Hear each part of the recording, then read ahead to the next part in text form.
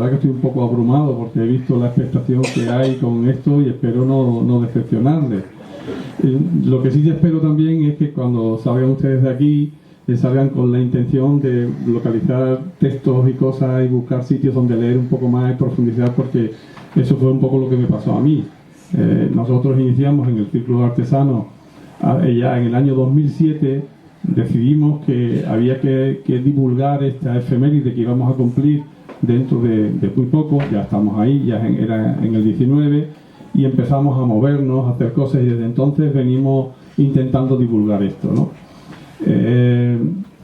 No ha sido fácil, no es fácil, es complejo. Somos una asociación humilde, muy humilde, somos solo 300 socios más o menos, pero bueno, estamos funcionando y la verdad que hemos dado mucho ruido, mucha lata a las administraciones para que esto no se pierda. Incluso decimos que si no hubiese sido porque hemos estado ahí constantes y peleando continuamente y dando la lata y poniendo en la palestra lo que estábamos haciendo, probablemente las administraciones pues se hubiesen olvidado todavía mucho más de lo que se han olvidado de este asunto, ¿no? Pero en fin, en definitiva, estamos en un momento importante y espero que esto cunda, ¿no? Pero no me quiero enrollar con eso porque eso sería motivo casi de otra ponencia. Voy a centrarme cuanto antes en el viaje, porque el viaje es intensísimo, importantísimo e interesantísimo, ¿no? Entonces vamos a empezar por los protagonistas. Protagonistas hay muchos, como que vendrán unos más importantes, otros menos importantes, unos de mayor nivel, otros de menor relevancia. Yo he escogido algunos, hay muchos más, y mientras más lees, más te aparecen, ¿no? Pero voy a relacionar un poco los más significativos. Naturalmente, el primero de todo, Fernando Magallanes, ¿verdad? Después, Ruiz Faleiro, este señor que está ahí al lado, era el teórico, Ruiz Faleiro, los dos portugueses, lógicamente, era el cosmógrafo, el astrónomo de la época, muy prestigioso, muy prestigiado, muy importante, y Magallanes era el marino experto, un gran marino, porque ya él venía, después contaremos un poquito más, él venía ya de las navegaciones portuguesas que eran muy importantes. Este señor era el rey de Portugal entonces, rey Manuel, que, como también sabréis, Magallanes va a pedirle un poco pues que le suba el sueldo, que le dé una pensión mayor, que tal, casi prácticamente como una excusa para poder justificar que se iba a otro país, porque él sabía que no le caía en gracia por distintos motivos. La historia es muy larga, no me voy a detener en eso. Por distintos motivos, pues no le caía muy en gracia al rey Manuel. Y pues efectivamente le dijo que no a todo lo que le pidió, y Magallanes le pide, porque eso era obligado, poder irse a otro sitio a contar su proyecto. Y el rey Manuel dice: sí, encantado, vete, vamos, rápidamente. Lo que no sabía el rey Manuel es que se lo iban a tomar en serio, y ahí vienen los problemas.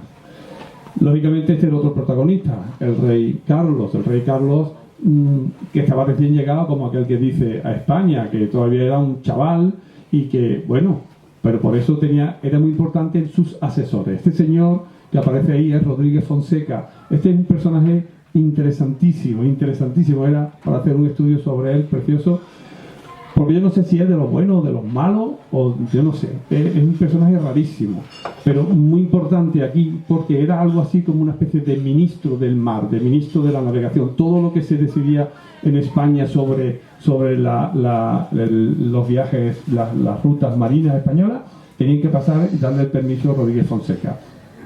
Pero también era un tío avaricioso, a nivel personal se lucró mucho, y entre otras cosas es muy protagonista en esta historia porque él introduce ahí a un sobrino suyo, que todo el mundo sabía que era su hijo ilegítimo, que es Juan de Cartagena, que veremos que va a ser protagonista de esta historia. Él lo introduce ahí porque quiere de alguna manera controlar lo que vaya a hacer Magallanes, porque a fin de cuentas es un portugués.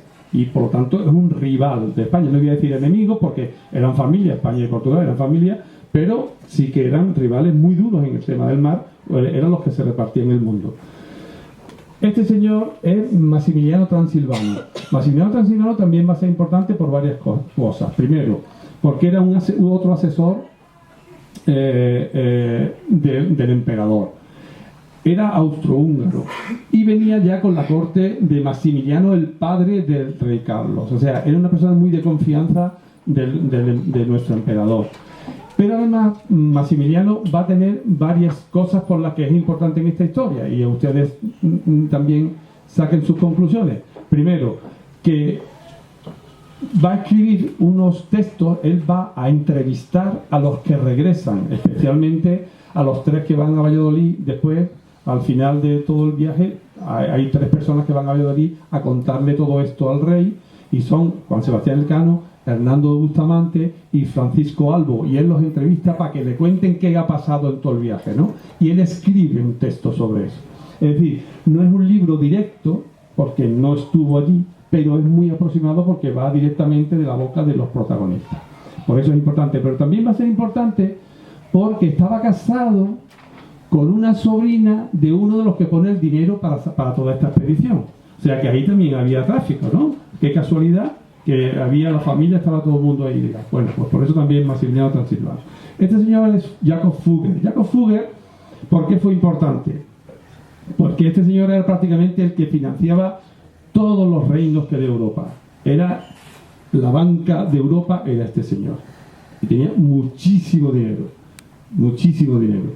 Y entonces, que además había hecho su fortuna de una manera muy, muy sencilla. Su abuelo, que era una especie de representante sindical de un gremio, pues empezó y bueno, ahí llegó este señor. Hablaremos un poquito más adelante de él.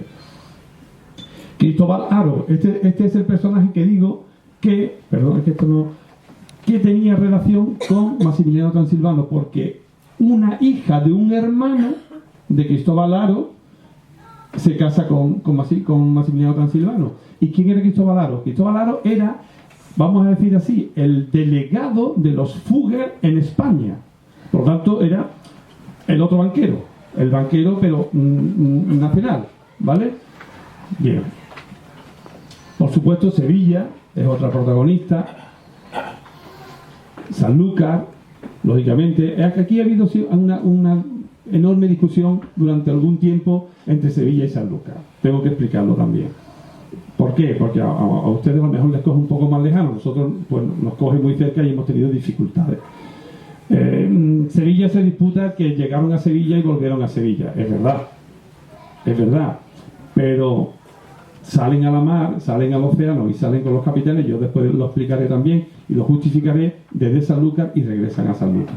Y además, Pigafetta, que también hablaremos de él ahora, habla de salir de Sanlúcar y volver a Sanlúcar. Pero bueno, pero es una tontería esa discusión, me parece una torpeza, ¿verdad? Tener un enfrentamiento. Los que somos de pueblo, pues lógicamente esa batalla la tenemos perdida, ¿no? Entonces a nosotros se nos ocurrió que para deshacer un poco ese, vamos a decir, mal rollo, como dicen los chavales ahora, pues nosotros todos los años, todos los 6 de septiembre organizamos unos actos en los que traemos, invitamos y premiamos a distintos países, entidades, asociaciones, ciudades que estén relacionadas con esto, ¿no? Por allí han pasado, pues, el embajador de China, el embajador de Cabo Verde, el embajador de Filipinas, de Chile, o la Fundación Medina Sidonia, el Archivo de India, han pasado, y ha pasado un año, dijimos, en el 2015, le vamos a dar este premio al alcalde de Sevilla. Era una manera de decirle, mire usted que nosotros no tenemos ningún problema con Sevilla y que esto tiene que ser, efectivamente, afortunadamente fue un acierto brutal, porque ellos no se ponían, los políticos no se ponían de acuerdo y las sociedades tampoco. A partir de ahí, miren por dónde el alcalde de Sevilla crea la comisión mixta Sevilla-Sanlúcar, que es la que estamos implicados, estamos trabajando, haciendo muy poquito, pero se están haciendo cosas. Entonces, digamos que afortunadamente ese tema lo hemos superado. Pero es verdad que hay quienes dicen exageradamente, esto de Sevilla, y otros dicen, esto de Sanlúcar, y una discusión estúpida que no va a ningún sitio, ¿no? Bueno, contaremos más cosas y ya lo entenderán al final un poco mejor todo. Estos dos señores también son protagonistas, el de arriba, Elcano, lógicamente, y el de abajo, Antonio Pigafetta. Antonio Pigafetta, o Antonio Lombardo, porque él nació en la Lombardía, en Vicenza. Era un italiano que ha pasado a la historia de esto, que es tan importante porque escribe un diario. Y ese diario está prácticamente recogido, casi día a día. Entonces, Pigafetta, curiosamente, era un personaje ilustrado, importante, que venía de la mano de la Santa Sede y más o menos fue un enchufado en esta historia. Yo diría más, yo creo que no fue un enchufado, sino que fue el espía que tenía la Santa Sede, porque aquí había espías por todos lados. Había espías portugueses, había espías de la Santa Sede, franceses, ingleses, porque, claro, aquí había que saber esto para qué era, dónde iban y qué pensaban hacer, ¿no? La misión era extraordinariamente importante. Era descubrir un paso hacia las Molucas, hacia las especias, para comercializarlo. Que eso era la riqueza, era una brutalidad lo que se generaba eso en dinero. Ahora veréis que también tengo más protagonistas y hablaremos de las especias, lógicamente, que son las protagonistas de verdad. Las 5 naos que salen, las 5 naos que salen de San Lucas, la Santiago, San Antonio, Concepción, Trinidad y la Victoria, que es la que regresa, solo ella regresa, y lógicamente las especias. Las especias porque, ya digo, lo que costaba un quintal, aquí se pagaba, era 1 gramo en los mercados de Amberes y de Flandes y toda esta zona, ¿no? O sea que, fíjense la importancia que tenía esto. Bien, vamos a seguir, no me quiero detener mucho porque me enrollo, ¿eh? Y si me enrollo, decidme algo por favor, porque me encanta y me lío y me voy enganchando. Bien, Magallanes. Magallanes, este señor era un magnífico marinero. Había estado navegando en la flota de Francisco de Almeida y tenía una gran experiencia sobre todo en las rutas portuguesas. Las rutas portuguesas, que ahora veremos un poquito más adelante, eran rutas todas costeando África. Seguían África, costeaban África, tardaron muchos años en llegar hasta donde llegaron, que fue terrible, lo veremos ahora en un mapa, pero siempre costeando.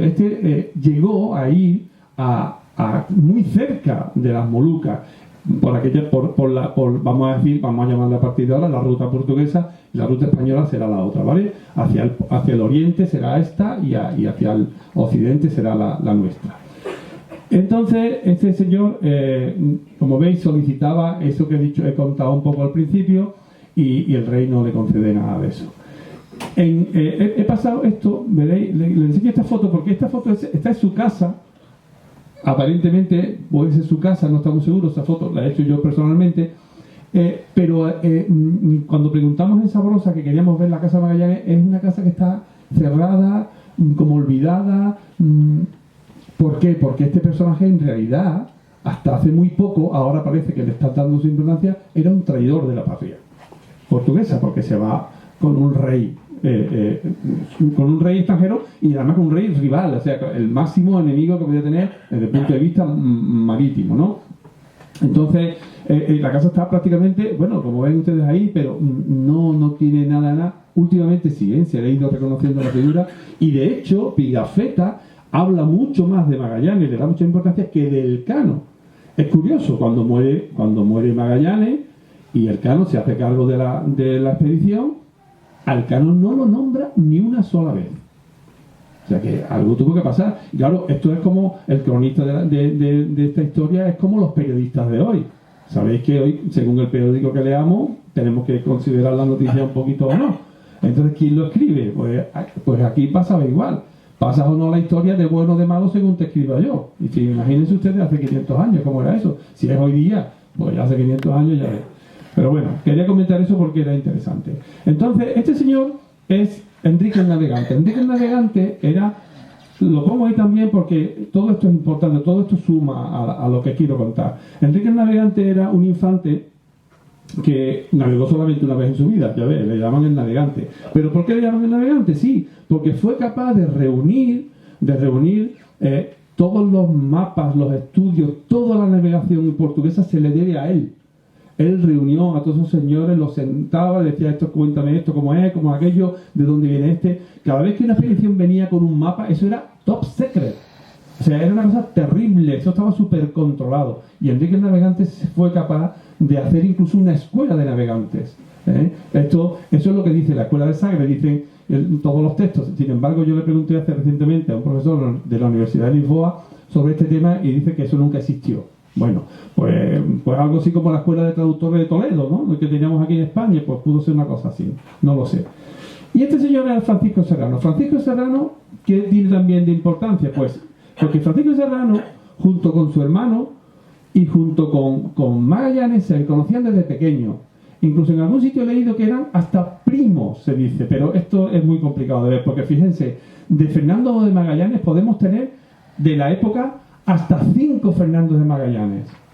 Entonces, hay cosas que se cuentan, que se dicen, y ya no estamos muy seguros si realmente ese era el Fernando de Magallanes al que nos referimos o era otro, porque todos estamos hablando de gente muy parecida, más o menos de la misma edad, más o menos de la misma educación. De hecho, he dicho antes que Fernando de Magallanes nace en Sabrosa, pero en realidad se lo disputan 5 pueblos. Y las últimas teorías dicen que no fue de Sabrosa, sino probablemente fue de Oporto. Miren ustedes, eso es como todo, eso es muy difícil de saber por esas incidencias, ¿no? por esas cuestiones. Pero bueno, lo importante es que se conocían, que navegaron juntos. Es más, Magallanes le salvó la vida en un momento determinado a Francisco Serrano. Y habían navegado juntos, y Francisco Serrano se queda en la zona porque algo tenían que saber de las Molucas, de las especies, todo eso, algo tenían que saber cuando deciden que él se va a quedar por allí.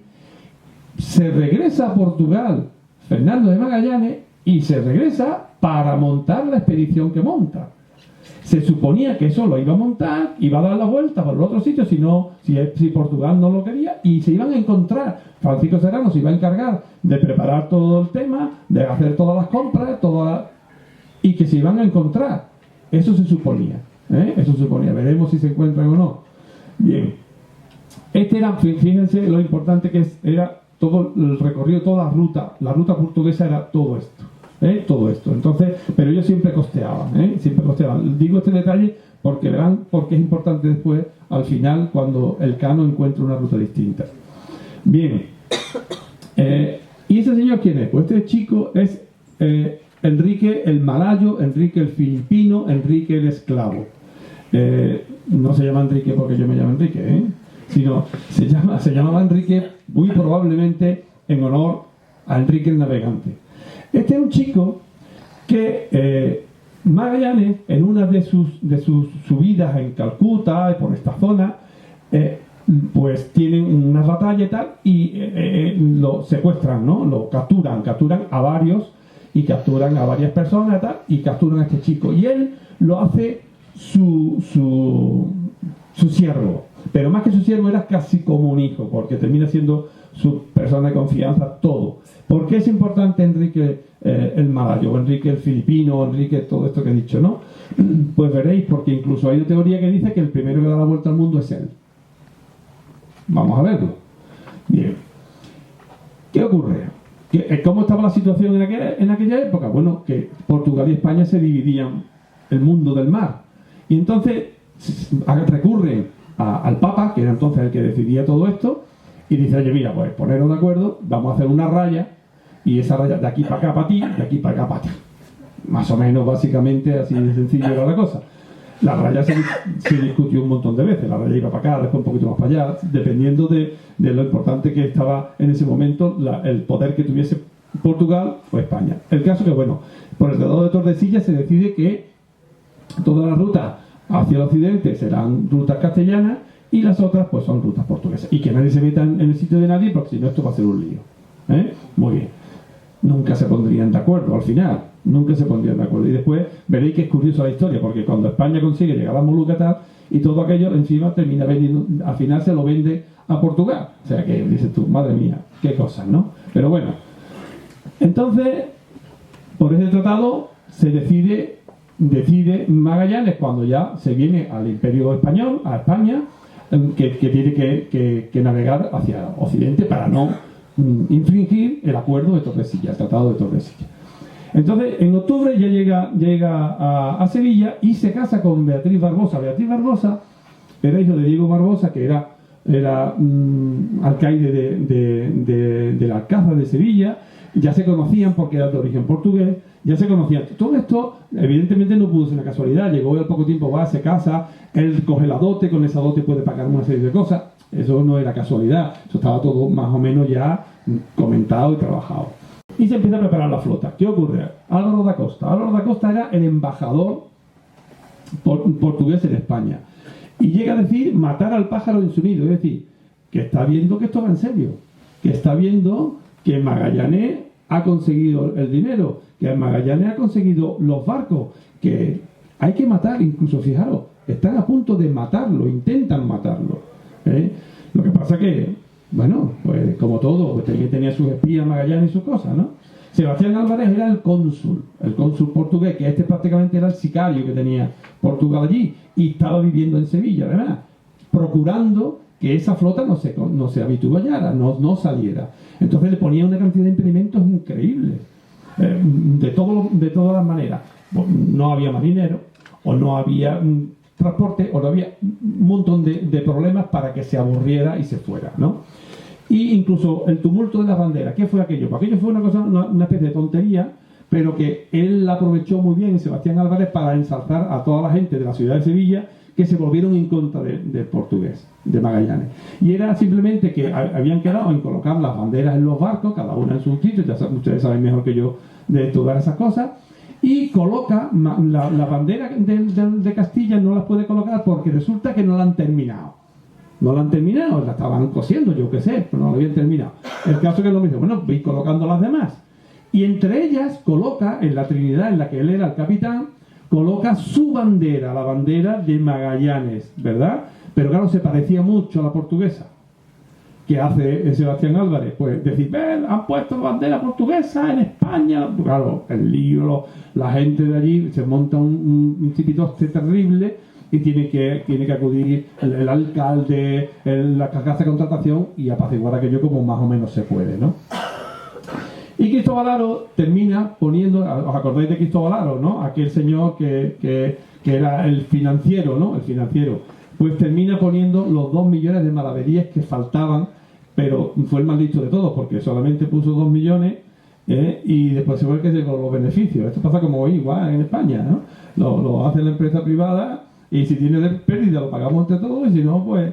Entonces, pues, más o menos, ¿no? Este señor puso los 2 millones de maravedíes y después sería que realmente vendió lo poquito que llegó, no llegó mucho, pero bueno, llegó una cantidad importante, con lo que llegó se sufragó toda la flota y se pagaron todas las indemnizaciones y todas las cosas, o sea que imagínense ustedes lo que suponía aquello en aquella época.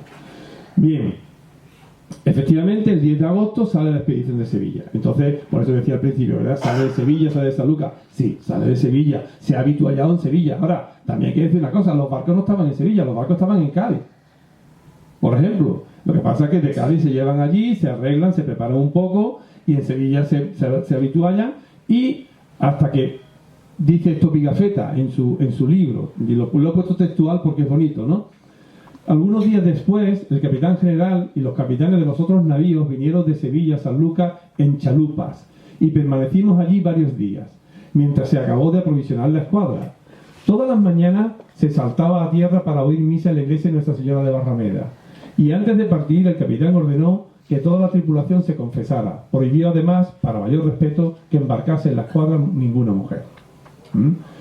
Hoy cualquiera, feminista nos diría, madre del amor hermoso, ¿no?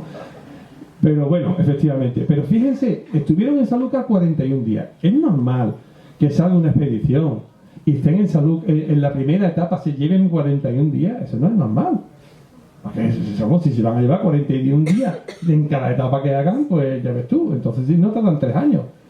Entonces, eso no era lo normal. ¿Qué pasó? Pues qué pasaba, o qué pudo pasar.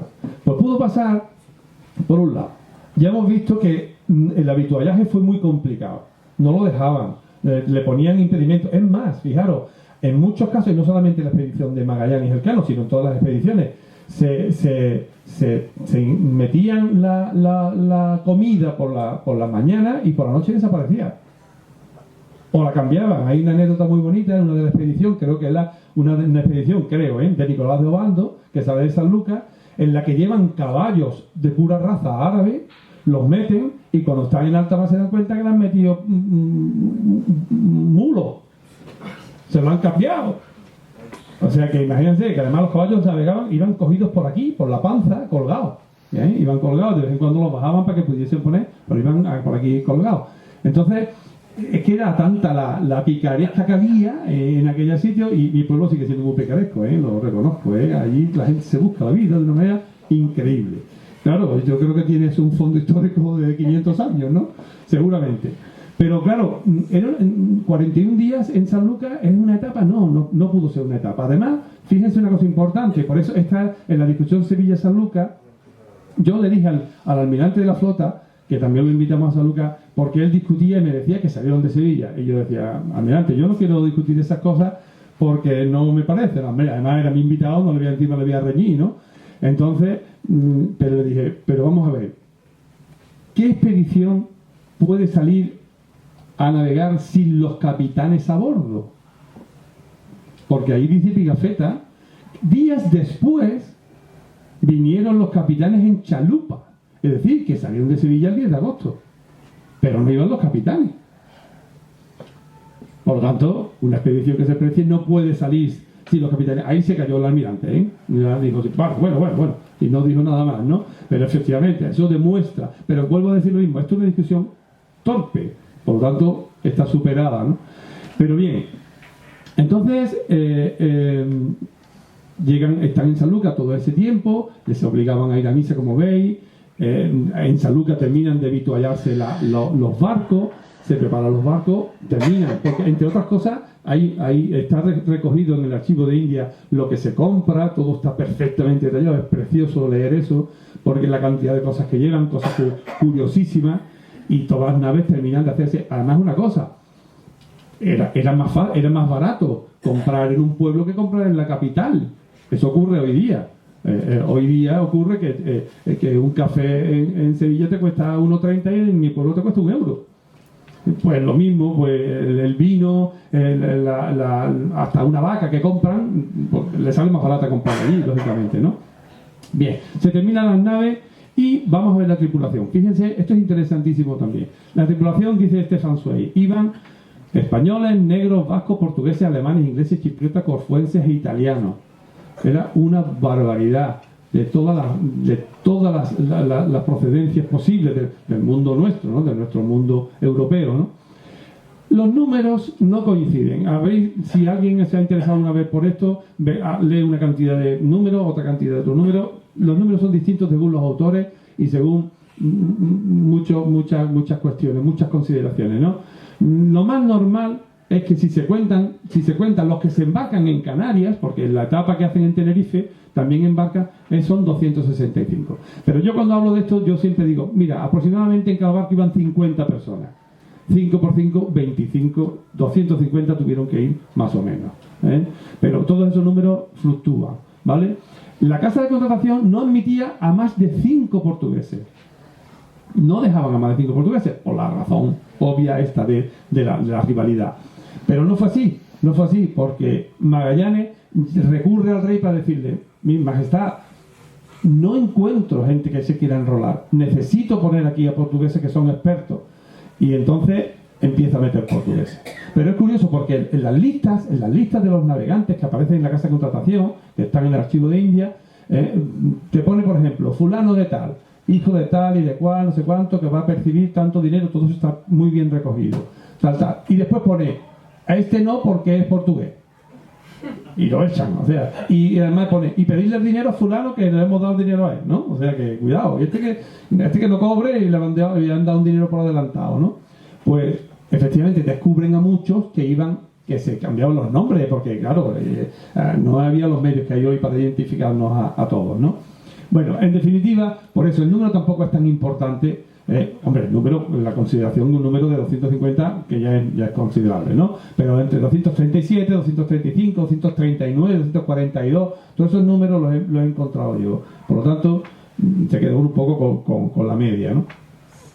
Y Juan Gil, que es uno de las mayores eminencias en este tema, habla de que había 31 portugueses, 26 italianos, 19 franceses, 9 griegos, 5 flamencos, 4 alemanes, 2 irlandeses, 1 inglés, 2 negros y un malayo. Malayo, el famoso Enrique, que iba con su amo, con su jefe. Y un mestizo que se incorporó a Brasil, que era un mestizo porque era hijo de uno de los que iba en la embarcación, de Juan de Carvalho, que también será un personaje importante. Bien, y estos 2 religiosos. En algún sitio he encontrado que iban 3 religiosos, y no es correcto, eran 2, porque el tal Pedro Sánchez Reina, en realidad se inscribió en un principio con otro nombre, porque era de dudosa procedencia este Pedro Sánchez Reina, la verdad, Y pasará la historia este Pedro Sánchez Reina en este viaje. Y el dominico Pedro de Valderrama también pasará la historia porque será el primero que bautice a los nativos en Filipinas, ¿eh? El primero. Bueno, pero son muy diferentes los dos religiosos precisamente que van allí. Además se cuenta que Pedro Sánchez Reina solía cantarles con una guitarra, con un laúd, a los marinos canciones precisamente no muy honestas, ¿no? Y eso disfrutaban mucho los marinos con aquello, claro. Era un clérigo un poco extraño, un poco raro. Bien, y en la historia, una cosa curiosa, yo pongo siempre esto porque es de mi pueblo y permitidme que lo ponga, los marineros de San Lucas que fueron en la expedición, que también los hubo. De la provincia de Cádiz fueron 6, y 4 eran sanluqueños, 4 eran de San Lucas, uno era de Jerez y otro era del puerto de Santa María. El de Jerez también pasa a la historia porque es un personaje que al final trae unos documentos, aunque no da la vuelta al mundo aquí, la da más tarde, años más tarde, porque estuvo en la cárcel de los cogidos prisioneros cautivos de los portugueses. Pero los 4 sanluqueños son, qué curioso, hay 3 Diegos, 3 que se llaman Diego, esto es curioso y ahora cuento por qué. Diego Jiménez, Diego Arias, Joan de Córdoba y Diego Díaz. Según el profesor Gil, dice que Diego Díaz regresó con la nao que va a desertar, que es la nao San Antonio. No lo sé, yo eso no lo tengo constatado, pero probablemente fuera así, no sabemos. Pero es curioso porque hemos descubierto recientemente con otro compañero que vemos muchas cosas de estas, leyendo la historia de Chile y demás, hemos descubierto que el tal Diego Jiménez y el tal Diego Arias pudieran ser la misma persona. ¿Por qué Jiménez? Pues no lo sé, a lo mejor era un apodo, o a lo mejor en un sitio se lo conocía de una manera y el otro de otra. Es curioso por lo siguiente, porque además los dos iban, dice, como sobresaliente en la Trinidad. El sobresaliente era un personaje un poco especial, iban los barcos, eran un poco, Pigafetta también era sobresaliente, un poco los enchufadillos que iban allí, ¿no? Y iba precisamente como sobresaliente en la nave capitana, ¿no?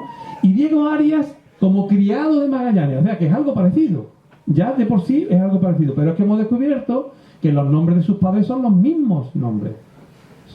Ya es muy raro que fuesen 2, es muy probable. No, este hecho no lo tengo constatado del todo y me gustaría investigarlo un poco más y que alguien más experto que yo, por supuesto, pues me saque de la duda, ¿no? Pero creemos que era la misma persona, la misma persona. Y precisamente este Diego Jiménez, porque era sobresaliente, porque era criado, porque era hombre de armas, que también se le dice a Diego Arias, si es el mismo, hombre de armas. ¿Por qué precisamente iba con Magallanes? ¿Por qué la Trinidad? Porque Diego Jiménez era hijo, vamos a decirlo, a ver si lo explico, del delegado del señor Cristóbal Haro, pero en la zona de San Lucas. Porque San Lucas fue una zona muy importante, no solamente por esta salida, sino que allí salieron pues del orden de 5, 6, 7 mil barcos salían de allí para América, salieron de allí, muchas expediciones, entonces aquello se convirtió en un centro neurálgico muy, muy, muy importante. Y ahí naturalmente tenían un delegado, todos estos que tenían negocios tenían casas y tenían delegados, lo mismo que conventos. En San Lucas llegó a haber 18 conventos. Y es normal que haya 18 conventos en un pueblo, no es muy normal. Pero claro, ten en cuenta que las expediciones salían a los 5 meses, al año. Entonces había que tener y reunir a los monjes y a las monjas en un determinado sitio, en una pensión. Bueno, pues vamos a llamarle convento, ¿no? Los tenemos allí y se hacían conventos, y ha habido conventos creo que de todas las órdenes religiosas, ¿no? Muchos se han perdido ya. Bueno, pues como digo, Diego Jiménez era hijo de ese delegado de Cristóbal Haro, que fue el financiero. ¿Vale? Por eso digo que todo esto también está relacionado. Bien.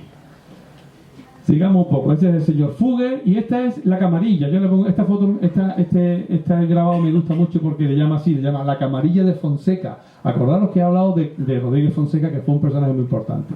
Bueno, pues la camarilla, que ahí están los 3 sentados, Cristóbal Haro, Fonseca y Juan de Cartagena. Cristóbal Haro, el del dinero. Fonseca, el que da las autorizaciones. Y Juan de Cartagena, uno de los capitanes, hijo natural de Rodríguez Fonseca, que va a ir a la expedición. Entonces tienen que controlar el sistema, ¿veis? Ahí está un poco el poder fáctico de toda esta historia, ¿no? Bien. Y todo eso, por supuesto, dominado por el Fugger. Al final, el que tenía que controlar la ruta, de dónde iba, dónde venía, qué se traía, cómo se traía, todo eso tenía que controlarlo. Los 5 barcos, el tonelaje de cada barco y su capitán. Ahí está, Juan de Cartagena, el que hemos hablado. Y es curioso, ¿no? La nave capitana tiene 110 toneladas y la de Juan de Cartagena más. O sea que por algo será. Bien. Gaspar de Quesada, Luis Mendoza y Juan Serrano. Juan Serrano, hermano de aquel Francisco Serrano que hemos comentado, que se quedó allí a la espera de que Magallanes pudiera volver. ¿Vale?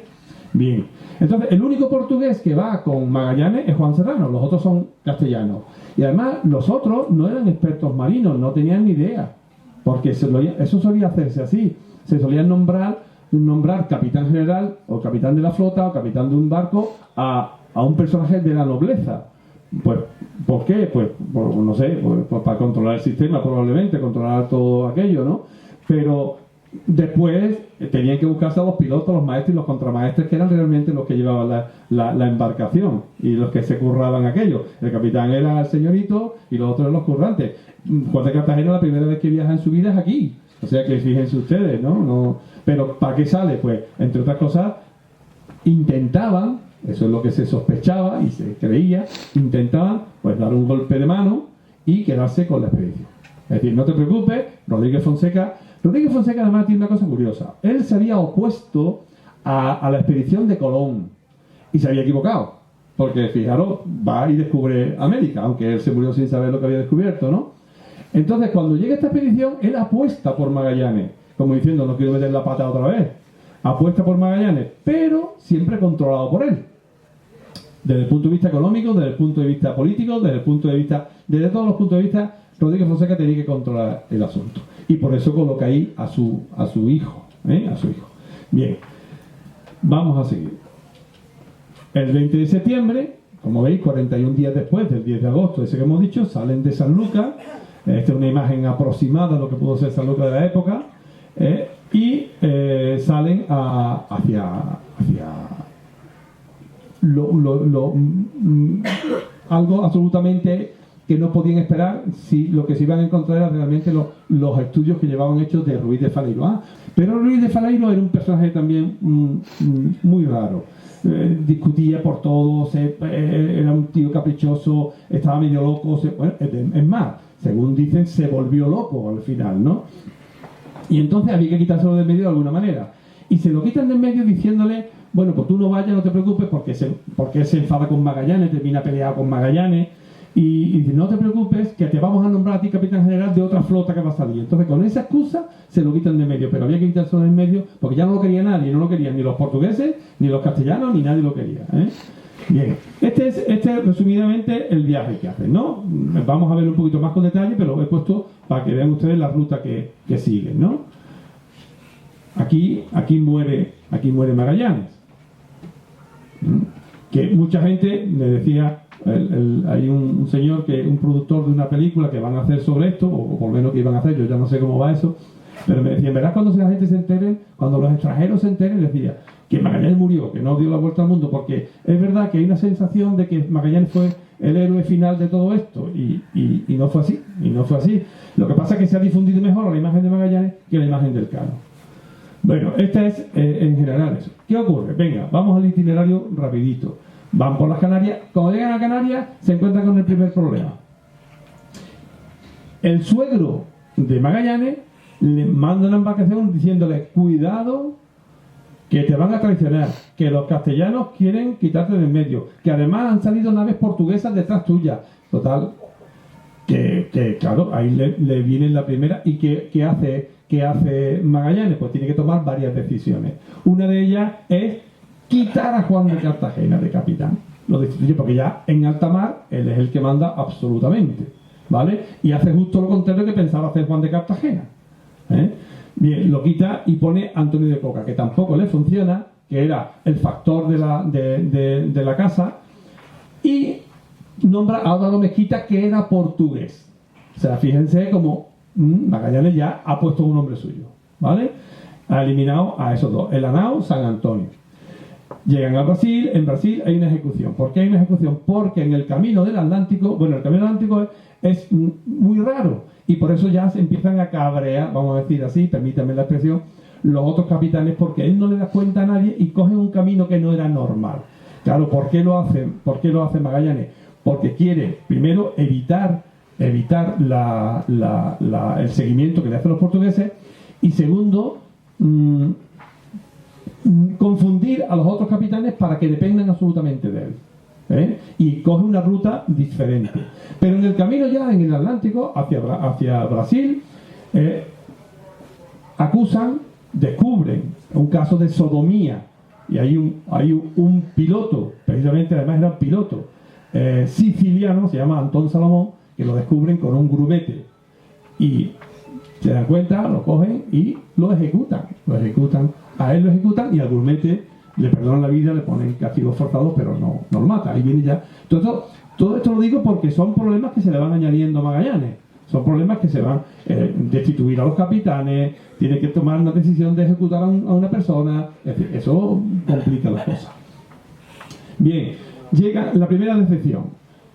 Los cálculos de Ruiz Faleiro, más o menos, decían que aquí está el paso. Y resulta que se han metido en el Río de la Plata, en el Mar del Plata. Y empiezan a navegar y le pasa con lo que le pasó a Díaz de Solí, que fue el que descubrió el Mar del Plata, que además se lo comieron los caníbales, los indios de allí, ¿no?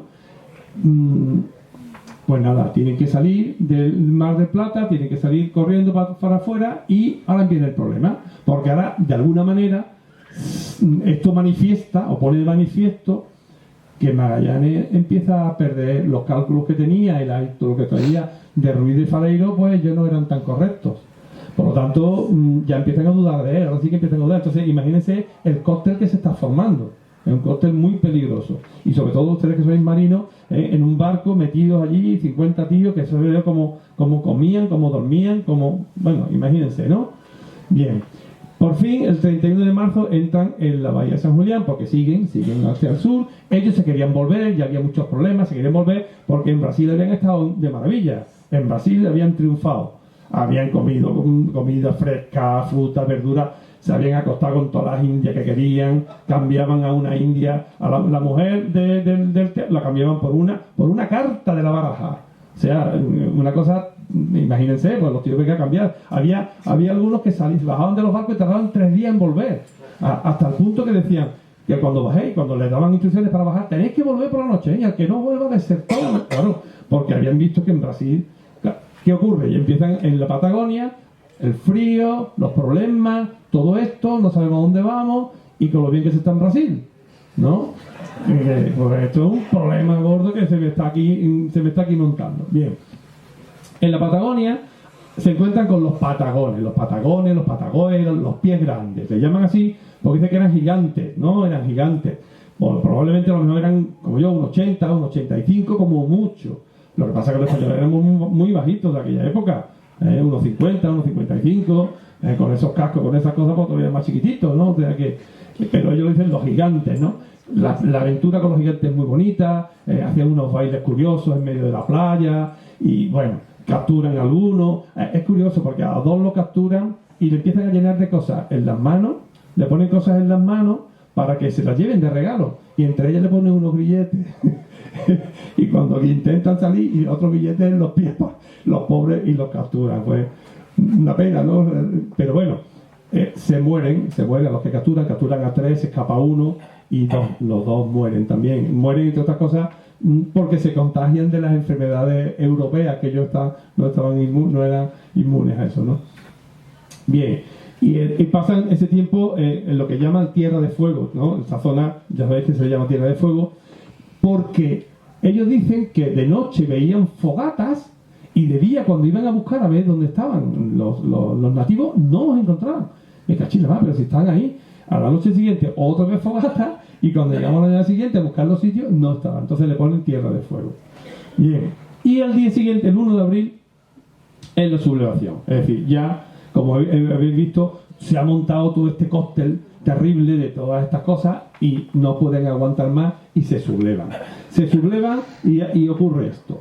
Bueno, como era Domingo de Ramos, Magallanes dice, venga, venid. Además, la organización de cómo tenía que hacerse, qué tenía que hacerse en cada momento estaba perfectamente estudiada. Cómo tenían que ir los barcos, qué señales tenían que hacer, cómo tenían que señalizarse de noche, qué tenían que hacer de día, cada día tenían que darle las buenas noches. Y ya él había notado que la nao de Gaspar de Quesada, Luis de Mendoza, pues no le daban las señales y las buenas noches al capitán general, mi capitán, no, sino que las daban, pero no mandaban al capitán, sino que mandaban a un marino. Y claro, eso era... Aquí está pasando algo, ¿no? Aquí está pasando algo. Pues efectivamente, estaba pasando que cuando él los invita a comer con el capitán general para celebrar el Domingo de Ramos, solamente respondió Juan Serrano, que era el portugués. ¿Por qué no responde el de la San Antonio, que era otro portugués, Álvaro Mezquita? Acordaros que lo había cambiado.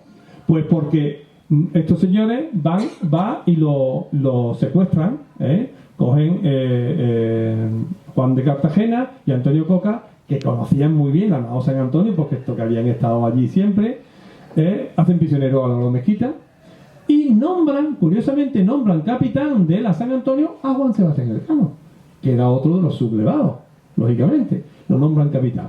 Entonces, Gaspar de Quesada, en el asalto, porque hay un bote que llega a la nao, en el asalto apuñala a Juan de Lorriaga, uno de los marineros de la San Antonio, que no muere instantáneamente, pues murió un par de meses después, por las heridas, ¿no? ¿Y qué pasa? Pongo aquí lo de la suplicación, porque en realidad, fíjense, no era un motín exactamente, porque hacen una suplicación, es decir, le dicen al capitán, tenemos esto, controlamos ahora las naves, tú tienes que, por favor, y le están pidiendo, por favor, queremos que tú nos informes, o sea, que en el fondo ellos tenían miedo de que fuese una sublevación en toda eso, porque podía pasar un poco eso, ¿no? Pues lo que ha pasado un poco en Cataluña, ¿no? Que fuera una sublevación, y entonces sí que tenía motivos para condenas superiores, ¿no? Entonces lo hacen con una manera un poco así, con mucho cuidado. Pero la suerte acompaña a Magallanes, porque dicen la historia, la anécdota, yo la cuento porque a mí esas anécdotas, aunque a lo mejor no sean verdad, pero son bonitas de contar, ¿no? Y permítanme que los cuente. Dice que un bote en el que iban marineros a asaltar la nao capitana, pues llega por la corriente, llega hasta la nao capitana, y los propios marinos que vienen, que son unos cuantos, le dicen, no, es que nosotros que venimos, y le cuentan lo que está pasando. Y dice Magallanes, quieto, un momento, ¿qué está pasando aquí? ¿Qué es esto? Sí, yo ya he visto que ahí salió. Muy bien, pues no pasa nada. No, los marineros que iban, más o menos, porque dicen, nosotros no queremos meternos en lío, no preocuparos. Coge Magallanes, llama a su alguacil, al cherry de todos los que llevaba, y le dice, cógete a tus hombres más directos, y cógete un bote con las ropas de esta gente, se pone sus ropas y tal, y ya sabes, vete para allá a asaltarlos a ellos. Y efectivamente, hace lo mismo, hace lo contrario. Claro, cuando suben al barco, suben diciendo Gómez de Espinosa, este nombre también va a ser importante, este nombre va a pasar también a la historia. Gómez de Espinosa, en el asalto, le dice, apuñala a Luis de Mendoza, diciéndole, primero lo lleva allí al camarote, lo lleva al camarote, y le dice, no, que vengo, que tal y cual, pero cuando se lo encuentra solo, lo apuñala y lo mata. Gómez de Espinosa a Mendoza. Y los otros cogen a los personajes más, los cogen a punta de cuchillo y de pistolas, porque llevaban también las pistolas, pues los consiguen aplacar. Inmediatamente mandan un bote, otro con 60 hombres, y efectivamente ya la sublevación se va a hacer puñeta. ¿Qué ocurre? Pues nada, al día siguiente hay un día más tarde hay un juicio sumarísimo, que efectivamente Gaspar de Quesada es condenado a muerte, y fijaros, para justiciarlo, eso de tener un poquito de mala leche, llaman a Luis de Molina, que por cierto era andaluz, era el criado de Gaspar de Quesada, y le dicen que le corte la cabeza, que tiene que ser él que le corte la cabeza, ¿no? Que es el castigo que le dan a Luis de Molina también, ¿no? Y Luis de Mendoza, que había muerto en el asalto, lógicamente, pues ambos, dice Stefan Zweig y Ginés de Mafra era aquel jerezano que yo he contado, ¿no? Mandó a hacer cuartos es que los cortaron a trocitos y los pusieron en estacas porque así era como estaba recogido en la ley de marina de aquella entonces, y efectivamente los colocan en la playa en estaca, pero fíjense la crudeza y la crueldad de esto, ¿verdad? Pero bueno, así. Días después, Juan de Cartagena y Pedro Sánchez Reina, el cura, aquel un poco díscolo, pues siguen insistiendo, siguen amotinando a la gente, siguen pues creando problemas, y entonces lo que hace Magallanes es abandonarlos en la Patagonia. Le da comida, bebida, toma, ahí os quedáis. Y ahora a ver qué hacéis. Nunca se supo más de ellos, lógicamente. Finalmente él termina perdonándole la vida a más de 40, entre ellos a Juan Sebastián Elcano, como hemos visto, que también formó parte, porque si admitió ser capitán de la nao es que estaba formando parte del sistema, ¿no? Y ¿por qué hizo eso? Pues es una cosa muy simple, porque si no se quedaba sin tripulación, sin tripulante, y había sido muy complicado llenar esto para que ahora se lo tuviese que condenar. ¿Qué hacía con los barcos? ¿Cómo lo hace? ¿No? O sea que tampoco fue una cosa que él dijera, sino que... Bien. ¿Qué ocurre? Pues un poquito más adelante están ahí ya, empiezan a reconocer la costa, dónde van a invernar, todas esas cosas, y buscando el estrecho, ya estaban buscando el estrecho, lo que pasa es que no sabían dónde estaba.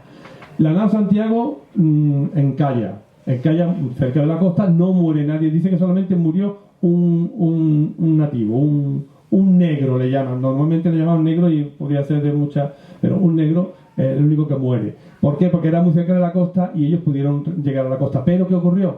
Ocurrió que estaban a 15 días andando de donde estaba el resto de la expedición. Entonces imagínense la dureza en invierno, en la Patagonia, allí en el sur de Argentina, pues intentando llegar hasta los barcos para decirle hemos perdido el barco y tal. Efectivamente llegan, mandan a 4 que llegan, y mientras los demás compañeros que están haciendo, recogiendo todas las vituallas, todo lo que había perdido el barco que podía ser reutilizado, se lo llevan ahí, efectivamente llega el resto de la escuadra y ya lo recogen. Un poco más adelante, cuando ya el 21 de octubre se entran en el laberinto, porque eso es un auténtico laberinto. A lo mejor algunos de ustedes lo han recorrido, yo no he tenido esa suerte. Pero efectivamente eso es un auténtico laberinto. De hecho hacían muchas intentonas, entraban, salían, esto no vale, mandaban una chalupa, mandaban un barco adelantado, mandaban a otro, de mil maneras para ver si encontraban el paso, ¿no? Y una vez que ya han encontrado el paso, entre otras cosas, la nao San Antonio también se adelantaba a ver si por aquí y por allí, pues en avanzadilla la manda a Magallanes y nunca vuelve más. Entonces ellos no saben si la nao ha tenido un percance, ha desaparecido o si efectivamente ha vuelto. Bien, ¿cuál era la teoría? La teoría era, como si recorremos un poco la historia, todo lo que llevan, pues ha sido con mucho altibajo, con muchos problemas, ha sido muy compleja, ¿no?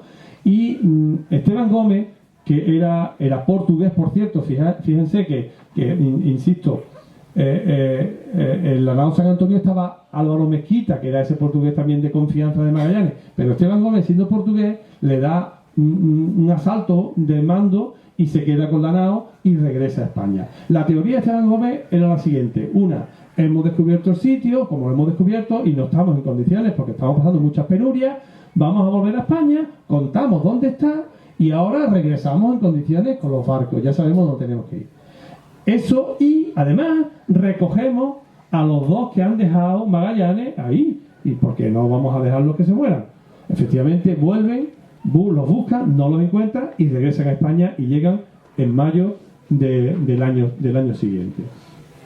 Entonces, esa es su teoría. Magallanes no sabe qué ha pasado con el barco y no lo sabrá nunca. Lo que pasa es que sospechaban que podía haber desertado, que fue lo que hizo, desertar. Cuando llega a España, precisamente Esteban Gómez tiene que dar explicaciones y decir qué es lo que ha pasado, ¿no? Y lo ponen en cuarentena, es decir, no le reconocen el mérito ni le reconocen nada, porque no saben si está diciendo la verdad o es que ha venido huyendo, no saben lo que ha podido pasar. Esteban Gómez, dicho sea de paso, pero también es importante, hay que decir que detenía hacerlos a Magallanes por una razón muy sencilla, porque él había querido, le había contado al emperador Carlos este viaje, este proyecto, antes que Magallanes, y no había seducido al emperador. Sin embargo, cuando lo cuenta Magallanes, lo seduce. Entonces le tenía un poco de envidia por eso, ¿no? Porque había conseguido la flota para él y no para sí, ¿no? Bien, por fin salen al Pacífico, ya descubren el Pacífico, llegan ahí, según Pigafetta están 3 meses y 20 días, y aquí lo pasan terrible. Porque primero, le llaman Pacífico, ya sabéis por qué, porque no encuentran una calma terrible. ¿Eso qué implica? Pues implica ralentizar todo muchísimo. Y tardan tantísimo tiempo. No encuentran nada, no hay agua, no hay víveres. La gente me pregunta, bueno, ¿comían pescado? Sí, cuando a veces podían, pero no siempre se puede coger pescado. Y no siempre. Entonces ahí vienen los problemas. El escorbuto, sobre todo, es cuando se le hinchan las encías, que se ponen por encima de los dientes, entonces no podían comer. ¿Y por qué se produce eso? Se produce precisamente por falta de vitamina de la fruta fresca o la verdura fresca, ¿no? Al no haber nada de eso, bien, la comida se acaba, venían con los problemas que venían. Imagínense esos barcos, todo el mundo durmiendo en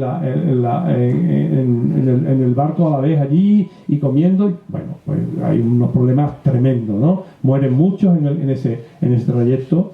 Y cuentan esas anécdotas que alguna habéis leído en la prensa, que ya yo he contado estos días, que se comían los cueros que protegían al palo mayor, por ejemplo. Saben ustedes que se ponían unos cueros precisamente para que los cabos, que hacían a veces modo de sierra, no cerraran, los cueros protegían el anudaje de los cabos, ¿no? Y cogían esos cueros, los llevaban y los ponían semanas en el mar para ablandarlos, los cocían y se los comían. O se pagaba un ducado por una rata. Un ducado, pues yo no podría poner una cantidad comparativa con ahora, no lo sabría decir, francamente, lo que podía ser un ducado, pero a lo mejor si digo 1.000 euros no me estoy equivocando. Es decir, era una auténtica barbaridad lo que se pagaba por una rata. Ellos tomaban la galleta, era el alimento básico de esos barcos, todos los que fueron a América, era la galleta. La galleta era un bizcocho, una galleta, una especie de torta, ¿no? No era exactamente galleta como entendemos hoy, ¿no? Pero porque que duraba mucho, se mantenía bien y se repartía entre los marinos. Pues la galleta estaba impregnada de orín de rata. Imagínense lo que tenía que ser comerse eso. O, por ejemplo, cogían la galleta que tenía gusano, la metían en el vino, porque el vino era obligado de llevar en los barcos. La dieta alimentaria era obligado el vino. La metían en el vino y cogían con una espumadera los gusanos que quedaban por encima, los sacaban después la galleta, la ponían al sol para que se secara y después la repartían. Entonces, bueno, imagínense entonces cómo sería todo aquello. Auténticamente terrible, ¿no? Infame y jurando en arameo, supongo, todos, ¿no? Bien, por fin llegan a la isla de los ladrones. Se llama la isla de los ladrones porque, bueno, han llegado antes a la isla de los tiburones, allí no encuentran nada, ni siquiera pueden atracar, no hay agua, no hay nada. Y llegan a la isla de los ladrones. La isla de los ladrones le llaman así porque es curioso, en estos pueblos, concretamente esta gente, y es muy probable que sea la actual isla de Guam, no tenían sentido de la propiedad. Entonces, si te hacía falta algo lo cogían, ¿no? Bueno, entonces ellos llegan los nativos, se suben a los barcos y empiezan a llevarse de todo. Se llevan de todo, hasta el esquife, la chalupa que tienen ellos para bajar a la tierra, se la llevan, la roban. Claro, entonces Magallanes dice, no, tío, esto que es lo que es, sin ningún sentido de que estaban haciendo ni cometiendo ningún delito, sino que ellos el sentido de la propiedad no lo tenían claro y bueno, y eso hacían, ¿no? Entonces es curioso porque en estas historias, en muchas islas hay historias curiosas. Otra cosa que os quiero contar, aunque no tenga mucho que ver con esto, pero sí, en una de esas islas, el sentido de lo que era la no belicidad, no pacifista. Hay una isla, no recuerdo su nombre ahora cuál, que eran tan pacifistas, son pacifistas, no querían jaleo, que cuando su rey les obligaba a los señores a intervenir en la guerra, los señores decían, no, que no vamos a ninguna batalla. Hombre, ¿qué tal? Entonces, cuando tenían que ir por fuerza, porque el señor, el rey, el cacique se empeñaba, iban, pero no se esforzaban. Y el primero que iba tenía que ser el rey. Y cuando mataban al rey, entonces peleaban. y nombraban a otro rey. Entonces cualquiera metía a esta gente en otra guerra, ¿no? O sea que quiere decir que los sentidos de la propiedad o del sentido de la... son distintos a los que tenemos nosotros hoy en nuestra época, ¿no? Entonces, efectivamente, la isla de los Ladrones, que hoy son las Islas Marianas, que pertenecen a Estados Unidos, prosiguen su viaje, llegan por fin a Filipinas y ahí empiezan los primeros intercambios, ya empiezan a comerciar con ellos. Y a Humabón, este señor que veis aquí, lo convierte al cristianismo. Se convierte en cristianismo por varias razones. Una, porque el hombre ve negocio, porque ellos, cuidado, esto es una expedición totalmente incruenta, nada más que hay una batalla, prácticamente una, y la pierden los españoles, no los castellanos. O sea que ellos tenían unas normas específicas del rey que decía: no queremos lío, no queremos jaleo, solamente queremos negociar, comerciar, establecer tratados, no sé cuánto. Y efectivamente así se estuvo haciendo, ¿no? Y llegan allí, y con este señor, pues este señor ve también negocio, y hay una anécdota, se cuenta también una anécdota, y vuelvo a decir, no sé si será verdad o no, en la que un sobrino del cacique está enfermo, lleva mucho tiempo enfermo y no había manera de sanar. Y llega poco más o menos Magallanes y le dice: no, no te preocupes, yo tengo aquí el cura este que es un monstruo y verás cómo lo sana. Y efectivamente, pero es que a los 2 días de estar el cura con él, el tío sanó. Y bueno, pues eso ayudó. Bueno, ¿y esto qué es lo que es? Pues esto es nuestra religión, no sé cuánto, y ponen una cruz y bautizan a todo el pueblo, a 1200, dicen uno, que llegaron a bautizar en 3 o 4 días. El pobre Pedro Valderrama, este dominico que era de Écija, por cierto, se llevó todo el día echando allí calditos a todos los nativos, ¿no? Pero bueno, se ve que aquello funcionó, por lo que quiera que fuese, funcionó. Bien, pues efectivamente, ahí tenemos el bautizo todo a todo el mundo. Y entonces Humabón y ellos se hacen muy amigos, se somete al rey de España, dice que él piensa ser vasallo del rey español, porque le cuentan que este es el rey más poderoso del mundo y todas esas cosas. Vea, estupendo, todo muy bien. Bueno, y aquí viene uno de los problemas de Magallanes, que es la batalla de Mactán. Este señor le dice: mira, es que tengo ahí un pariente, hombre, que también es el cacique de la isla de enfrente, que este tío me está dando la lata, no se somete a nosotros, no quiere tal. Y dice Magallanes: no te preocupes, hombre, esto lo arreglo yo. Y le dice más o menos a este señor: mira, que tú tienes que pertenecer a esto porque te tienes que someter a la corona española, tal. Y dice el tío: de eso nada. Pero hombre, que todo, mira que no, mira que te voy a atacar y que yo tengo mucho poder y que tengo aquí mis barcos, a lo que tú quieras, pero yo no me muevo de aquí, ¿no? Y efectivamente, entonces, ¿qué ocurre? ¿Por qué? ¿Qué errores comete Magallanes? El primer error es bajar él. No debería haber bajado, el capitán general no debería haber bajado a la playa. Fueron 50 hombres, de los cuales mueren 7 u 8, y entre ellos el capitán general. Eso era una barbaridad, ¿no? Pero bueno, los indios tenían palos y estacas y flechas, ya. Los españoles tenían escopetas y tenían pistolas y tenían lanzas. Pero ¿qué ocurrió? También hubo un fallo de cálculo importante. La marea estaba baja, los barcos que tenían que defender con los cañones a la gente que estaba en tierra, pues resulta que cuando empezaron a disparar cañonazos, las bombas no llegaban. Claro, habían calculado mal, y cuando los indios se dan cuenta de que, espérate, ¿esto qué es lo que es? Aquí estos tíos están solos, vaya, moriremos 45-50, pero este tío cae. Y eso fue lo que pasó. Entonces, es más, el rey Humabón y los otros caciques le dicen: te ponemos nuestras tropas. Y él dice: no os preocupéis, es que vosotros no sabéis cómo somos los castellanos. Además, habían hecho una prueba de demostración de las armaduras y habían vestido, días antes, habían vestido a los castellanos y empezaron a pegarle allí los indios leñazos y los castellanos no se movían. ¿Cómo somos inmortales? Más o menos. Claro, con todo ese rollo, pues por eso digo yo que un poco de soberbia sí que hubo ahí, ¿no? Podía habérselo pensado un poco mejor y no haber metido la pata. El caso es que mete la pata, muere, y bueno, y eso tiene sus consecuencias, ¿no? La primera consecuencia que trae esto, bueno, ¿qué ocurre después de la muerte de Magallanes? Bueno, pues después de la muerte, tanto Duarte Barbosa, que era cuñado de Magallanes, el hermano de la mujer de Magallanes, y por lo tanto también un personaje próximo a Magallanes, Duarte Barbosa, y Juan Serrano, que era el otro portugués que salió al principio, ¿verdad?, como capitán, hermano de aquel Francisco Serrano, pues más o menos se hacen los capitanes. Los capitanes se improvisa un poco, no estaba decidido porque había pasado pocos días, pero ellos más o menos toman el mando, ¿no? Bien, ¿qué ocurre? Que Duarte Barbosa especialmente le insiste mucho a Enrique el Malayo le insiste mucho, porque claro, no lo he dicho, perdonad, Enrique el Malayo, cuando llega a esta zona, se entiende con los indios de allí. ¿Qué significa eso? Por eso decía al principio, probablemente fue el primero que dio la vuelta al mundo, es decir, su origen era de aquella zona y había vuelto a aquella zona.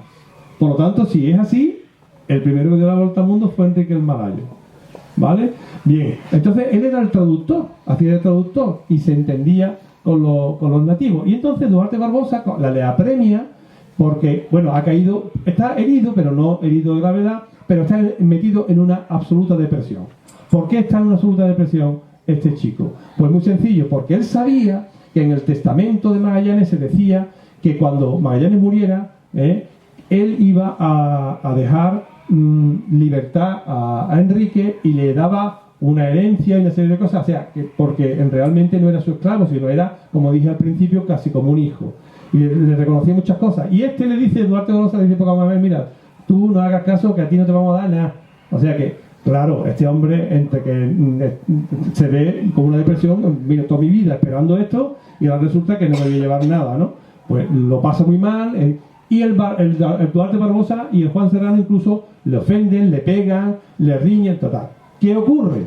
Pues ocurre que Enrique, vamos a decir así, se cabrea, se baja a tierra y le dice al rey de Cebú, mira, estos son insaciables, esta gente te han dicho esto, pero después te van a ir al otro, y no sé qué, lo convence de tal manera y dice que me está contando, que te estoy contando, que ten cuidado con los castellanos, que esto es un lío. Pues vamos a hacer una cosa. Vamos a montarle una comida, vamos a decir que lo vamos a invitar, vamos a celebrar no sé cuánto, la unión de no sé qué, de España que no sé cuánto, y ya verás tú lo bien que vamos a estar. Y claro, pues le hacen una traición. Los traiciona y mueren prácticamente todos los que bajan, que eran 27, menos estos dos, Juan Carballo y Gómez de Espinosa, que no sé por qué motivo, Gómez de Espinosa era el alguacil, ese señor, ¿no? el espadachín, el profesional, vamos a decir así, de la guerra, ¿no? Y algo vería él raro que dijo, yo no me quedo aquí, y se volvió. Pero los otros cayeron, incluido el famoso Pedro Valderrama, el dominico, que también cae prisionero. Cae prisionero y no se sabe más de ello, no se sabe qué pasó. Porque según cuentan que Enrique el Malayo pidió a cambio de traicionarlos, pidió la cabeza de Duarte Barbosa. No sabemos si eso fue así o no fue así. Bien, el caso es que hay una traición y tal. Bien, entre los que están ahí, también Juan Serrano es capturado y los indígenas no terminan matando y le piden un rescate. Y entonces, tenéis que darme no sé cuánto a cambio de su vida. Y empiezan a negociar el rescate, pero cada vez subían más, cada vez pedían más. Total, ¿qué ocurre? Pues que Juan Carballo, que se erige él solo prácticamente en el nuevo capitán, dice, espérate, si yo salvo a Juan Serrano, que además no estoy seguro si lo van a matar o no, porque en esta negociación no estaba clara, pero si lo salvo, el capitán va a ser Juan Serrano. Si lo dejo, el capitán voy a ser yo. ¿Qué hizo? Jodearlo. Lo abandona. Y efectivamente Juan Serrano se constituye en el nuevo capitán. Pero este señor, pues era aquel que tenía un hijo mestizo que se embarca, ¿no? Este era el tal Carballo. Pero este señor era un personaje. Se dedicó el tiempo que estuvo de capitán prácticamente a la piratería.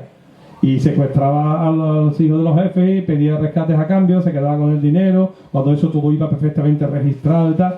En definitiva, que se ponen de acuerdo de una manera democrática, curiosamente los marineros no, pero los pilotos, los contramaestres, todos los que mandaban allí, dicen, oye, con este tío hay que hacer algo porque este hombre no nos representa, este hombre no está dejando a España en el lugar que tiene que dejar y esto hay que hacer algo. ¿Y qué hacen? Pues que lo quitan de en medio y finalmente se constituyen dos capitanes. Gonzalo Gómez de Espinosa, el alguacil, y Juan Sebastián Elcano.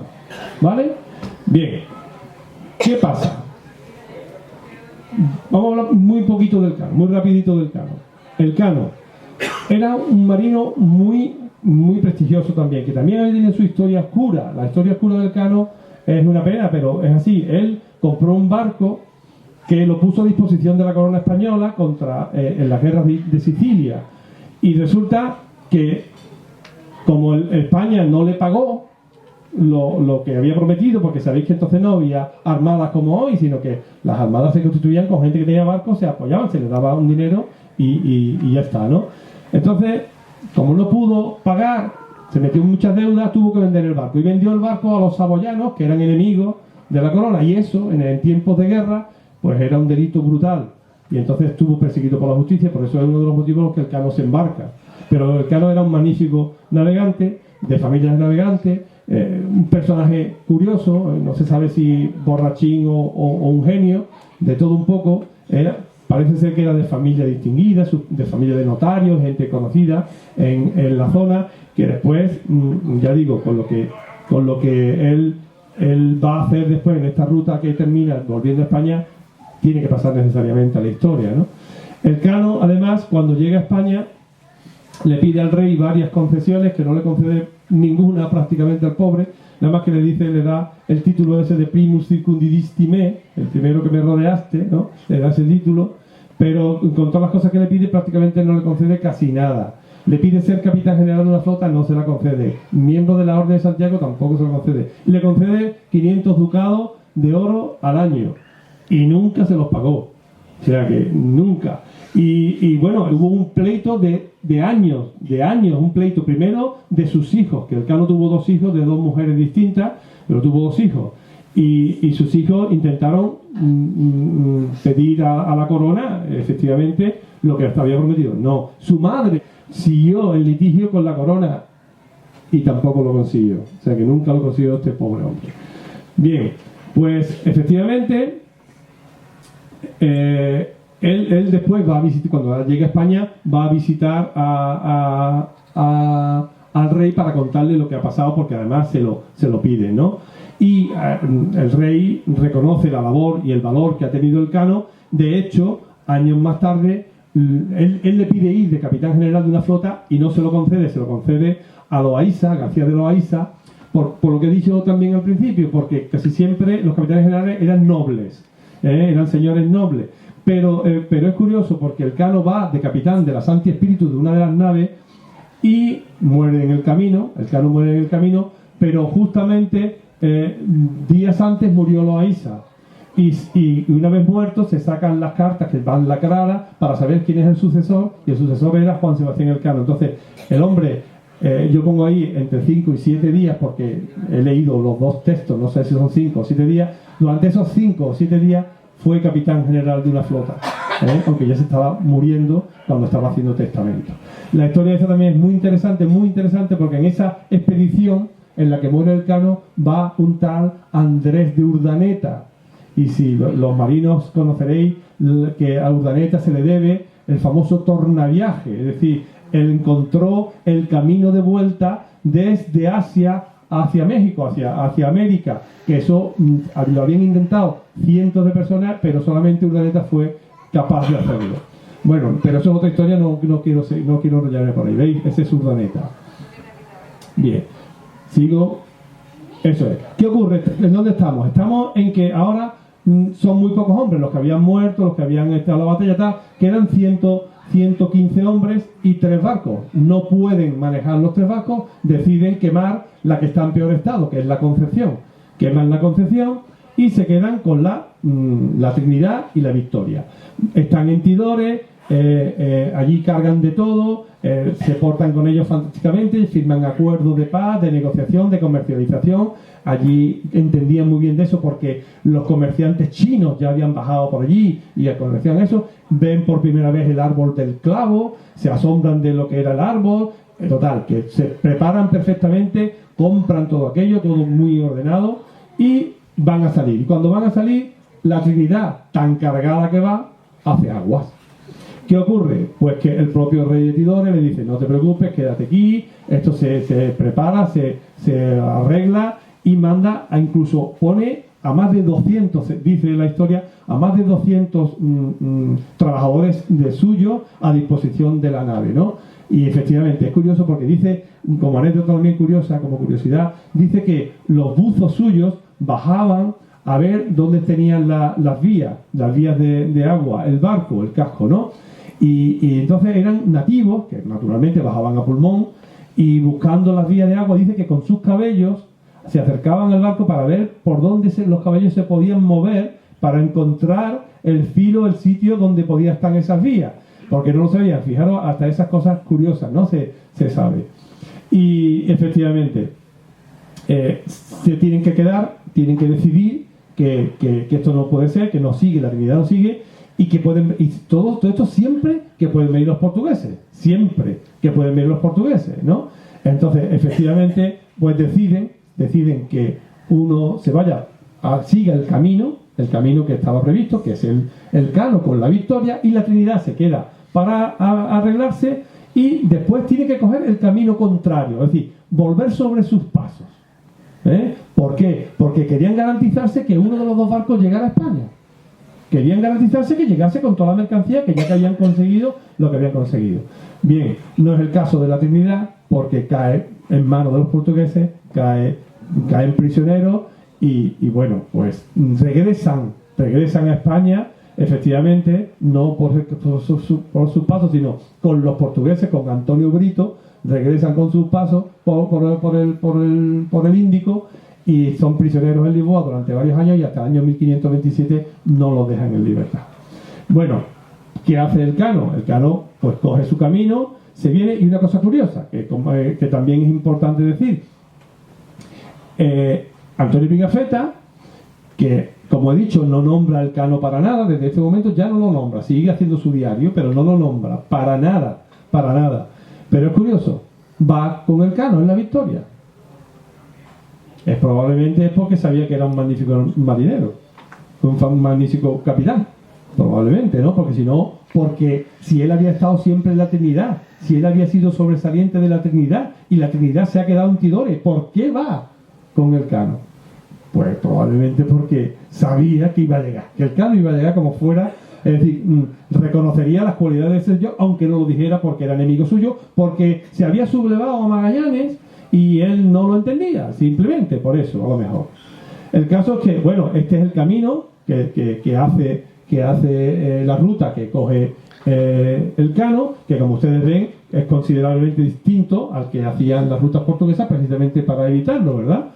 Y claro, aquí sí tienen que pasar por ahí, ¿no? Bueno, ahí pasan muchas tormentas, porque es un cabo por visto terrible, y hay siempre muchas tormentas, y están a punto de perecer, se encomiendan a la Virgen de guía para ir, efectivamente, y cuando llegan a Sevilla le llevan unas velas a la Virgen de la Antigua.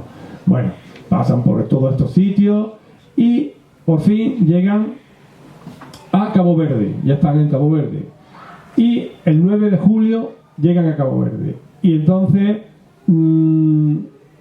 dicen, oye, no vayáis a decir que venimos del Maluco, que venimos de la especiería, porque eso es zona que no está clara de quién es, los portugueses están ahí, los hemos evitado en todo el tiempo, ellos saben que Cabo Verde es portuguesa en ese momento.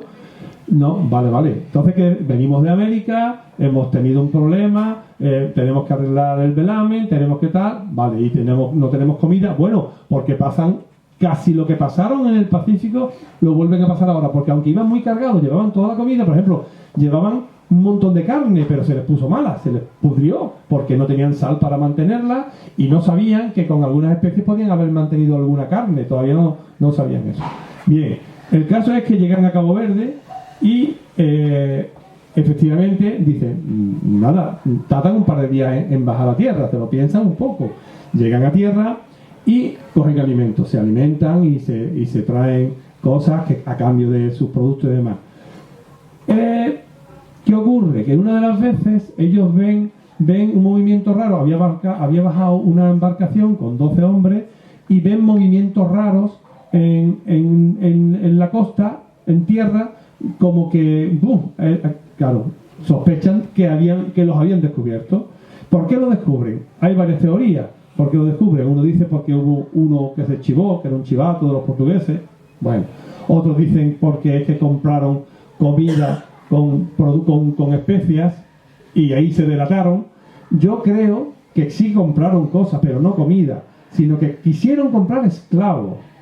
Quisieron comprar esclavos porque ellos venían haciendo aguas también y venían sacando día y noche, trabajando 24 horas sacando agua porque el barco no llegaba. Entonces estaban tan exhaustos que dijeron, oye, compra 3 negros de ahí y paga lo que sea, pero que nos lleve ya para España, ¿no? Y efectivamente, pues yo creo que fue eso, porque la compra de comida no era tan importante el gasto que tenían que hacer como la compra de las personas, ¿no? El caso es que ven movimientos en tierra, salen huyendo y dejan a los otros 12 allí, los dejan prisioneros.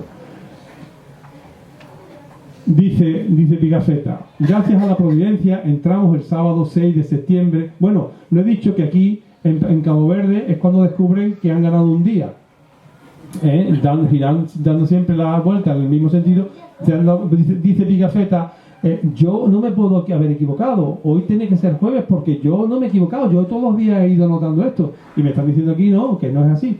Y efectivamente ahí, bueno, a partir de ahí empiezan a investigar por qué eso es así, ¿no? Y hasta que hoy lo sabemos perfectamente. El 6 de septiembre de la bahía de San Lucas, y de 60 hombres que componían la tripulación cuando salimos de las islas del Maluco, es decir, cuando ya salió solo el Cano, no quedábamos más que 18, la mayor parte enfermos, los demás, unos se escaparon en la isla de Timor, otros fueron condenados a muerte por los crímenes que cometieron y otros, en fin, perecieron de hambre. Desde nuestra salida de la bahía de San Lucas, ¿veis? Si nos hacemos caso de Pigafetta, volvemos a la teoría del principio cuando yo decía, ¿de dónde salieron? ¿De San Lucas, de Sevilla? Pigafetta lo dice aquí claro. Desde nuestra salida de la bahía de San Lucas hasta el regreso, calculamos que recorrimos 14.470 leguas, unos 70.000 kilómetros, más o menos, dice que navegaron. Siempre de levante a poniente. Llegan a Sanlúcar, esto es un monumento que nosotros hemos hecho allí en Sanlúcar y todos los años hacemos ese acto, allí hacemos una celebración, vestimos a figurantes y tal, que era muy gracioso. Y fijaros las consecuencias que tuvo este viaje. Habían descubierto y dado la vuelta a la redondez del mundo, así le llama el Cano a la redondez de la tierra. En la carta que el Cano le escribe al emperador cuando llega a Sanlúcar, hay una carta muy bonita, que para los sanluqueños es muy importante, porque está fechada el 6 de septiembre de 1522 en la nueva victoria en Sanlúcar de Barrameda, ¿no? Han descubierto y dado toda la redondez del mundo, habían recorrido 70.000 kilómetros, habían descubierto un archipiélago, habían descubierto el alcanfor, la canela y perlas, habían cristianizado otro archipiélago, habían traído la paz y la amistad de los reyes y los señores de allí, habían añadido un paso que unía los dos mares y luego uniría 3 continentes, habían descubierto una nueva ruta por el Índico, habían realizado el primer hecho globalizador de la historia, en definitiva, habían hecho el mundo más pequeño. Estos son unos azulejos que nosotros hemos hecho para conmemorar esto en la biblioteca pública de nuestra ciudad. Tenemos varios azulejos que conmemoran, y esta es la carta que digo que el Cano, nada más llegar a San Lucas, le agradece y le pide al emperador por los que han quedado cautivos en Cabo Verde, y efectivamente el emperador hace una gestión y enseguida regresan a España. Bueno, regresan unos meses después, pero regresan pronto, en comparación con los de la Trinidad, que como digo, regresaron 5 años después. Bien. Eso es. Después llegan a Sevilla, por fin, porque los remolca. Hay también muchas teorías. ¿Qué pasó con la Trinidad? Con la Victoria. Pues la teoría más fiel es que efectivamente iba muy mal, pero llegó con un remolcada desde Sanlúcar a Sevilla por el río, y incluso después fue arreglada y dio un viaje más, y parece ser que se pierde en Costa Rica, ahí donde parece. Hay otras teorías muy bonitas, muy románticas, que dice que quedó varada en las playas de Sanlúcar y allí quedó para la historia. Eso no es así, eso, una nave de esa no se deja ir de cualquier manera, ¿no? Bien, en definitiva, ellos llegan a Sevilla. Llegan a Sevilla el día, es curioso eso también, llegan el día 8 a Sevilla, que por cierto Sevilla celebra el día 8 también como un día de llegada, pero ellos no bajan hasta el día 9. ¿Por qué? Pues probablemente porque el puerto pudiera estar cerrado, y ya saben ustedes cómo son estas cosas. En los barcos no se sale y ya está. Pero la autoridad portuaria tiene que decir quién es, quién no es, y dónde viene, y qué traen, y vienen enfermos, no vienen enfermos, y hasta saber quiénes eran, y no pisan tierra hasta el día siguiente por la mañana. Bueno, de los hombres que completaron la vuelta al mundo, hay 4 vascos, 3 andaluces, 2 gallegos, un cántabro, un extremeño, 4 griegos, 2 italianos y un alemán. Fijaros, 4 griegos, iban 9. O sea, el 50% de los griegos volvió. O sea, los tíos tienen que ser gente fuerte, porque la proporción, ya ves, vascos iban 30 y volvieron 4, y andaluces iban casi 70 y volvieron 3. Pero los griegos, los tíos, 4 griegos, o sea que, bien,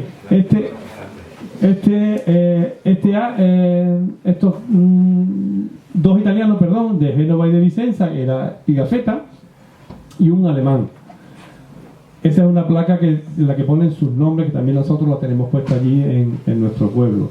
Y llegaron al menos 3 indígenas, un tal esclavo Francisco y otro un tal Manuel. Y el caso de curioso de Manuel es muy simpático porque alguien dice que era un espabilado, este esclavo, este nativo, y había descubierto el valor que tenía realmente el clavo y todo lo que traía, ¿no?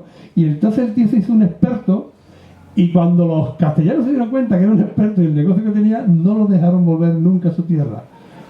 Porque claro, le podía romper el negocio, ¿no? Si el tío va para allá y cuenta lo que estamos haciendo, lo que están haciendo allí con lo que compran aquí tan barato, pues nos puede fastidiar. Entonces, cuando se dieron cuenta que eran vivos, dijeron, no, tú vives aquí muy bien, tú te quedas aquí, pero tú te vuelves a tu tierra, ¿no? Bien, hoy hubiésemos mandado un WhatsApp y hubiésemos dicho, oye, veniros para acá, ¿no? Bien, perdón, estos son los 12 nombres que creo que merece la pena considerarlos y saber cuál era su función y lo que hacían en el barco, porque, bueno, pasan a la historia, son los 18 hombres que consiguen dar la vuelta al mundo. Y Francisco Albo, este señor que era griego, que era de Macedonia, pero vivía en Bayona, era en Galicia, junto con Hernando de Bustamante, que era barbero, era una especie de cirujano, ¿no?, de la época. Esos 3 son los que van al rey, como comenté también hace un momentito, a contar lo que ha pasado, y Transilvano, aquel Maximiliano Transilvano, coge esa información y hace un texto, cuenta la historia. Y es curioso también porque Hernando Bustamante, en la expedición esa que va con García de Loaiza, también va él con Elcano. También va él con Juan Sebastián Elcano. Sí, debieron hacer grandes amigos, lógicamente, ¿no? Bien, Miguel Sánchez, es curioso que hay 2 griegos, los dos son Miguel, y bueno, o por ejemplo, de Santander, que es Juan de Santandrés. No sabemos si era de Santandrés o de Santander, ¿no? O probablemente, pero que es de Cueto. Cueto es un barrio de Santander. Estos son los que pasan a la historia. Después hay otros que también dan la vuelta al mundo, que son los 12 detenidos en Cabo Verde. Dan la vuelta al mundo, pero la dan un poco más tarde. Llegan a Sevilla vía Portugal, vía Lisboa, que eran estos que están ahí, que son los que bajaron con el barco con la chalupa para intentar recuperar algo de... Y también hay otros que terminan dando la vuelta al mundo, esos que vinieron, que iban en la Trinidad, que son Gonzalo Gómez de Espinosa, que era el capitán de la Trinidad, que terminó siendo capitán, León Pancaldo, Juan Rodríguez el Sordo, Ginés de Mafra. ¿Os acordáis que dije que había un jerezano, ese Ginés de Mafra, que fue el último en salir de la cárcel porque traía papeles? Y trae una pequeña historia en primera persona también sobre lo que fue el viaje, aunque es curioso, porque Ginés de Mafra, cuando habla de Magallanes y Elcano, cuando habla de Magallanes le llama Sebastián de Magallanes. O sea, utiliza el nombre de Elcano y el apellido de Magallanes. Entonces no sabemos si lo hace a propósito o con qué intención, o bueno, pero no es lógico, ¿verdad?, que se equivoque sabiendo quién era perfectamente el uno y el otro.